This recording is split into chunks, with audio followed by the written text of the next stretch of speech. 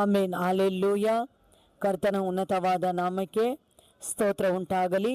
ಈ ಬೆಳಗಿನ ಜಾವದಲ್ಲಿ ದೇವರು ನಮಗೆ ಈ ದಿನಕ್ಕೆ ಕೊಟ್ಟಿರುವಂಥ ವಾಕ್ಯವನ್ನು ಓದಿಕೊಳ್ಳೋಣ. ಪ್ರಸಂಗಿ 12:7ನೇ ವಚನ. ಮಣ್ಣು ಭೂಮಿಗೆ ಸೇರಿ ಇದ್ದ ಹಾಗಾಗುವುದು, ಆತ್ಮವು ತನ್ನನ್ನು ದಯಪಾಲಿಸಿದ ದೇವರ ಬಳಿಗೆ ಸೇರುವುದು. ಇಷ್ಟರೊಳಗಾಗಿ ನಿನ್ನ ಸೃಷ್ಟಿಕರ್ತನನ್ನು ಸ್ಮರಿಸದಿರಬೇಡ.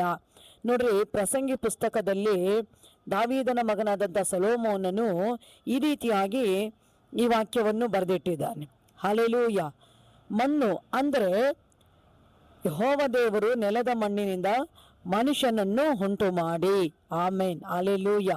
ದೇವರು ನಮ್ಮನ್ನ ಮಣ್ಣಿನಿಂದ ಉಂಟು ಮಾಡಿದ್ರು, ಆದರೆ ಮಣ್ಣಿಗೆ ಜೀವ ಇಲ್ಲ. ದೇವರೇನು ಮಾಡಿದ್ರು, ಆ ಮಣ್ಣಿಗೆ ಜೀವ ಕೊಟ್ಟರು.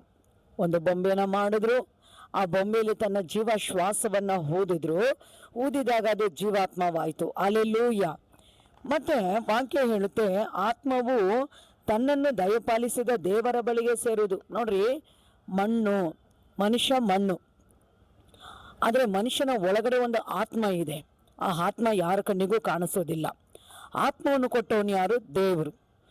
ಈ ಶರೀರ ಎಲ್ಲರ ಕಣ್ಣಿಗೂ ಕಾಣಿಸುತ್ತೆ, ಆದರೆ ಆತ್ಮ ಕಾಣಿಸೋದಿಲ್ಲ. ಅದು ರಹಸ್ಯವಾಗಿದೆ, ಮರೆಯಾಗಿದೆ. ಆತ್ಮನಿಲ್ಲದ ಮನುಷ್ಯ ಸತ್ತ ಹಾಗೆ. ನೋಡ್ರಿ, ಒಬ್ಬ ಮನುಷ್ಯನಲ್ಲಿ ಪ್ರಾಣ ಇದೆ, ಆತ್ಮ ಇದೆ, ಶರೀರ ಇದೆ. ಹಲ್ಲೆಲೂಯ. ಈ ಸ್ಥಳದಲ್ಲಿ ಆತ್ಮವು ತನ್ನನ್ನು ದಯಪಾಲಿಸಿದಂಥ ದೇವರ ಬಳಿಗೆ ಸೇರುವುದು. ಹೌದು, ದೇವರಿಂದ ಬಂದಂಥ ಆತ್ಮ ಮತ್ತೆ ದೇವರ ಬಳಿಗೆ ಹೋಗಬೇಕು. ಮಣ್ಣು ಇದ್ದ ಹಾಗೆ ಆಗುವುದು ಅಂದರೆ ಮನುಷ್ಯನು ಈ ಲೋಕದಲ್ಲಿ ಪಡುತ್ತಿರುವಂಥ ಎಲ್ಲ ಪ್ರಾಯಸಗಳು ವ್ಯರ್ಥ ಎಂದು ಪ್ರಸಂಗಿ ಪುಸ್ತಕದಲ್ಲಿ ಬರೆಯಲ್ಪಟ್ಟಿದೆ. ನಾವು ಎಷ್ಟೇ ದುಡಿದ್ರು, ಏನೇ ನಾವು ಸಂಪಾದನೆ ಮಾಡಿದ್ರು, ಏನೇ ನಾವು ಹೆಸರು ಗಳಿಕೆ ಏನೇ ನಾವು ಮಾಡಿದ್ರು ಅದೆಲ್ಲ ಒಂದು ದಿವಸ ಏನಾಗ್ಬಿಡುತ್ತೆ, ಮನುಷ್ಯನು ಅದನ್ನೆಲ್ಲ ಕಳ್ಕೊಂಡು ಒಂದು ದಿವಸ ಮನುಷ್ಯನಿಗೆ ಮರಣ ಅನ್ನೋದು ಸಂಭವಿಸುತ್ತೆ. ಆ ಮರಣ ಸಂಭವಿಸಿದಾಗ ಮನುಷ್ಯ ಎಲ್ಲೋಗ್ತಾನೆ? ಮಣ್ಣಿನ ಧೂಳಿನಲ್ಲಿ ಹೋಗಿ ಆತ ನಿದ್ರೆ ಮಾಡುತ್ತಾನೆ. ಆತ್ಮ ಏನಾಗುತ್ತೆ? ಆತ್ಮ ಎಲ್ಲಿಂದ ಬಂತು? ಆತ್ಮ ದೇವರಿಂದ ಬಂತು, ಮತ್ತೆ ಅದು ದೇವರ ಬಳಿಗೆ ಹೋಗಬೇಕು. ಮಣ್ಣು ಎಲ್ಲಿಂದ ಬಂತು? ನೆಲದಿಂದ ಬಂತು. ಆ ಮಣ್ಣೆಲ್ಲಿ ಹೋಗುತ್ತೆ? ಮಣ್ಣಿಗೆ ಹೋಗುತ್ತೆ. ಆದರೆ ಆತ್ಮ ತನ್ನನ್ನು ದಯಪಾಲಿಸಿದಂಥ ದೇವರ ಬಳಿಗೆ ಹೋಗುತ್ತೆ. ದೇವರ ಬಳಿಗೆ ಹೋಗ್ಬೇಕಂದ್ರೆ ಆತ್ಮ ಹೇಗಿರಬೇಕು?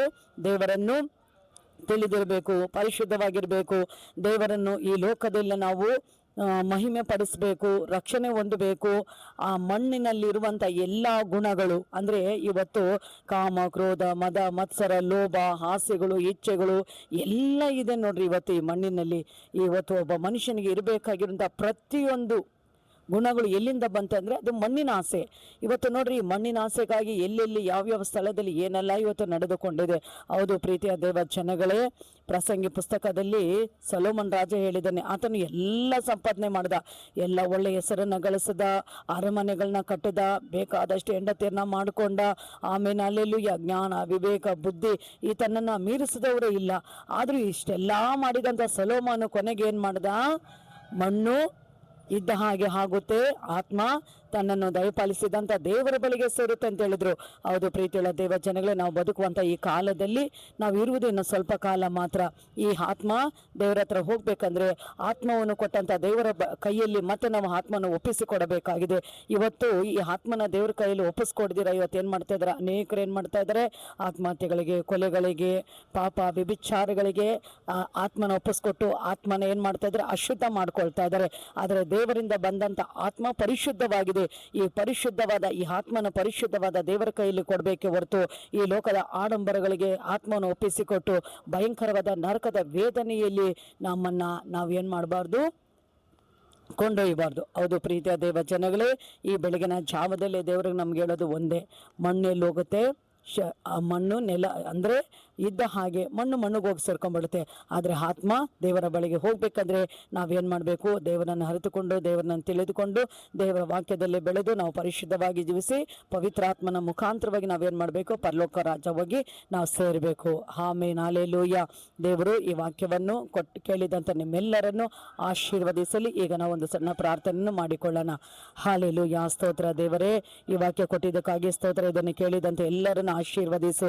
ಹೌದಪ್ಪ, ಮಣ್ಣಿನ ಆಸೆಗಳು ಇವತ್ತು ಪ್ರತಿಯೊಬ್ಬ ಮನುಷ್ಯನಿರುವುದರಿಂದ ಆತ್ಮ ಕರ್ತನೆ ಅಪ್ಪ ಕರೆಯಾಗಿದೆ ಸ್ವಾಮಿ, ಅಶುದ್ಧವಾಗಿದೆಯಪ್ಪ. ಬೇಡ ಕರ್ತನೆ, ಈ ಆತ್ಮನ ಪರಿಶುದ್ಧವಾಗಿಟ್ಕೊಂಡು ನಿಮ್ಮ ಕೈಯಲ್ಲಿ ಒಪ್ಪಿಸಿಕೊಡಬೇಕು ಸ್ವಾಮಿ ಅಪ್ಪ. ಆ ರೀತಿಯಾಗಿ ಪ್ರತಿಯೊಬ್ಬೊಬ್ಬರು ಕರ್ತನೆ ತಿಳಿದುಕೊಂಡು ಅಪ್ಪ ಆತ್ಮದ ಪ್ರಕಾರವಾಗಿ ಜೀವಿಸುವಂತ ಸಹಾಯ ಮಾಡು ಸ್ವಾಮಿ ದೇವರೇ. ಈ ಪ್ರಾರ್ಥನೆ ನೀವು ಕೇಳಿದಕ್ಕಾಗಿ ಸ್ತೋತ್ರ, ಹಾಗೆ ಮಾಡಿದಕ್ಕಾಗಿ ಸ್ತೋತ್ರ, ಯೇಸು ಕ್ರಿಸ್ತನ ನಾಮದಲ್ಲಿ ತಂದೆ, ಆಮೇನ್. ನಿಮಗೆ ಈ ವಿಡಿಯೋ ಇಷ್ಟವಾಗಿದ್ದರೆ ಲೈಕ್ ಮಾಡಿರಿ, ಶೇರ್ ಮಾಡಿರಿ ಮತ್ತು ಸಬ್ಸ್ಕ್ರೈಬ್ ಮಾಡಿರಿ. ದೇವರು ನಿಮ್ಮನ್ನು ಆಶೀರ್ವದಿಸಲಿ. ಆಮೇನ್.